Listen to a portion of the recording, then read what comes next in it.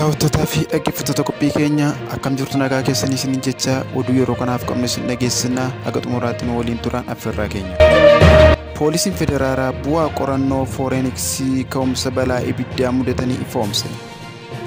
Finfinnee Amajji 30 bara 2017 Poolisiin Federaalaa baatiiwwan ja'aan darban bu'aa qorannoo fooreniksii ka'umsa balaawwan ibiddaa 300 magaalaa Finfinnee fi naannawaa birootti mudatanii ifoomse.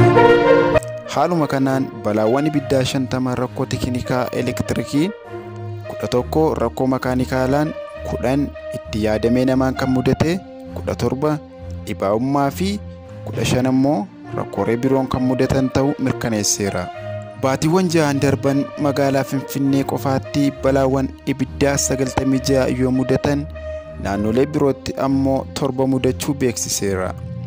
Balaawwan mudataniin manneen jireenyaa 582, konkolaattota 12, manneen daldalaa 1965, warshaalee 6 fi dhaabbilee garaagaraa sababa ibiddaan miidhaan qaqqabu ragaan poolisii Federaalaa argame ni mul'isa.